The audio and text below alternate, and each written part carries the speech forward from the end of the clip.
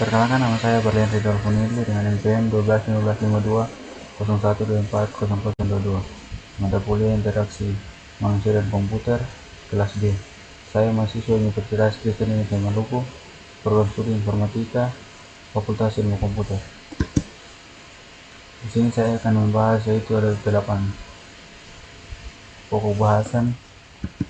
Yang pertama itu sistem komputer secara umum. Sistem komputer adalah satu kesatuan yang terdiri dari beberapa komponen yang saling bekerja sama untuk mengolah data menjadi informasi. Komponen utama dalam sistem komputer adalah hardware, software, dan brainware. Komponen sistem komputer yang pertama itu hardware atau perangkat keras. Perangkat fisik yang bisa dilihat dan disentuh seperti CPU, monitor, keyboard, mouse, hard disk atau SSD. Hardware berfungsi untuk menerima input, memproses, dan menghasilkan output. Yang kedua itu software atau perangkat lunak, program yang mengatur kerja komputer, misalnya sistem operasi seperti Windows dan Linux. Aplikasi seperti pengolah kata, browser, dan lain-lain. Software menjadi penghubung antara hardware dan pengguna. Yang ketiga itu brainware atau pengguna, manusia yang mengoperasikan komputer atau user, operator, atau seorang programmer. Brainware berperan dalam mengendalikan dan memanfaatkan komputer. Yang kedua itu peralatan masukan teks. Peralatan masukan teks adalah peralatan atau input device yang digunakan untuk memasukkan huruf, angka, dan simbol ke dalam komputer. Contohnya itu keyboard, perangkat utama untuk mengetik huruf A sampai Z atau angka, dan simbol. Jenis keyboard yang sering digunakan itu QWERTY atau paling umum, AZERTY,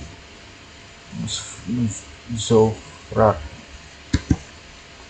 Yang kedua itu keypad, versi kecil dari keyboard, biasanya hanya berisi angka, digunakan pada kalkulator, ATM, atau laptop tertentu. Yang ketiga itu virtual keyboard, keyboard digital di layar, digunakan di layar HP, tablet, atau komputer. Contohnya keyboard di Windows atau on-screen keyboard. Yang keempat itu scanner atau OCR, digunakan untuk memasukkan teks dari kertas ke komputer. Teknologi OCR atau Optical Character Recognition mengubah gambar menjadi teks digital. Yang ketiga itu peralatan penempatan posisi dan petunjuk jalan. Peralatan penempatan posisi dan penunjuk jalan adalah perangkat input yang digunakan untuk menggerakkan kursor dan memilih objek di layar komputer. Contohnya itu mouse. Alat paling umum digunakan untuk menggerakkan pointer atau kursor. Jenis mouse yaitu mouse kabel dan wireless. Yang kedua itu touchpad, biasanya ada pada laptop, menggunakan sentuhan jari untuk menggerakkan kursor. Yang ketiga itu trackball, mirip dengan mouse tapi digunakan untuk bola yang berputar dengan jari. Kursor bergerak sesuai arah putaran bola. Yang keempat itu light pen, pena khusus yang untuk digunakan langsung ke layar. Yang kelima itu touchscreen, layar sentuh. Pengguna bisa langsung memilih menu dengan jari atau stylus. Yang keenam, yang terakhir itu joystick, biasanya digunakan untuk game, mengontrol arah gerakan atau kiri, kanan, atas, bawah. Yang keempat itu peralatan output. Peralatan output adalah perangkat komputer yang digunakan untuk menampilkan atau menghasilkan informasi dari hasil proses data. Contohnya itu monitor, itu menampilkan hasil dalam bentuk visual atau gambar, teks, dan video, termasuk perangkat output utama. Yang kedua itu printer, menghasilkan output dalam bentuk cetakan atau hard copy di kertas.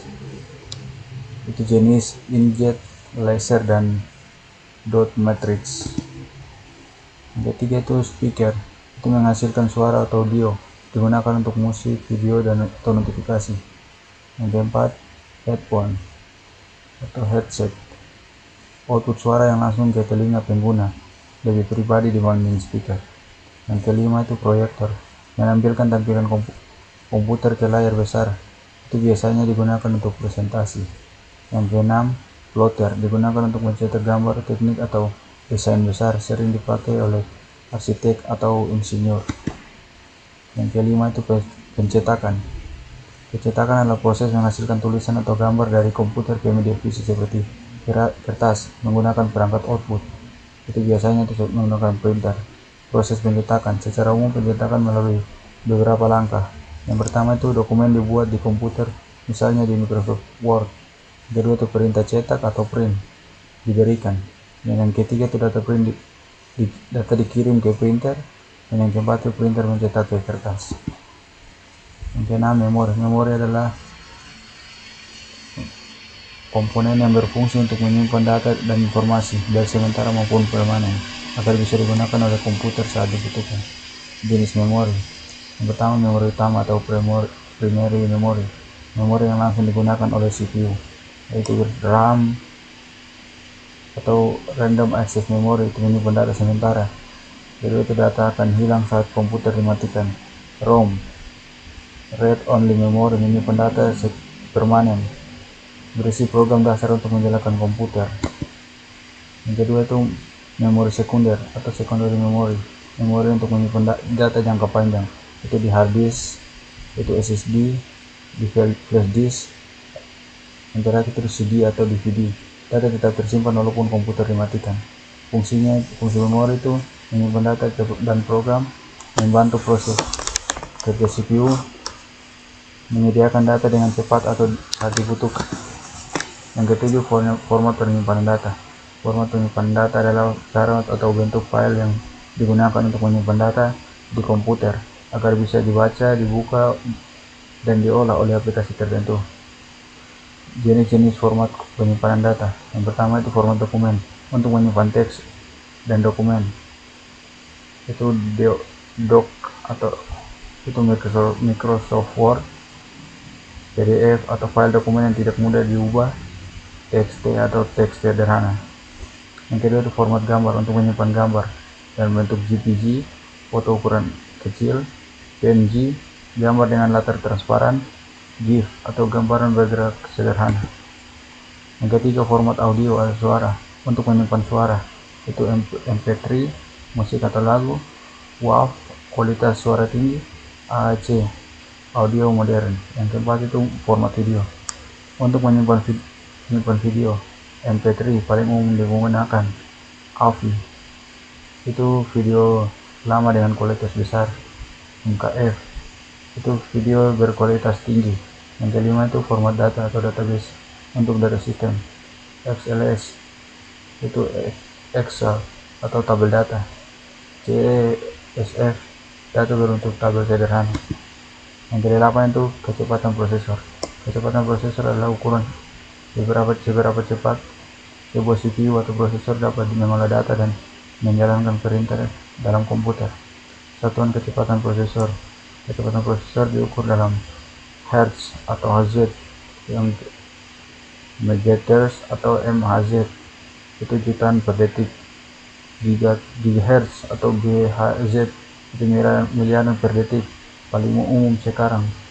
Contohnya itu 2,0 GHz, 3,5 GHz. Semakin besar angkanya, semakin cepat prosesnya. Faktor yang mempengaruhi kecepatan prosesor. Yang pertama itu clock speed, kecepatan dasar CPU dalam menjalankan instruksi. Yang kedua, jumlah core. Core itu inti prosesor. Semakin banyak core, dual core, quad core, octa core, semakin cepat multitasking. Yang ketiga, memori. Memori kecil dalam CPU membantu mempercepat akses data.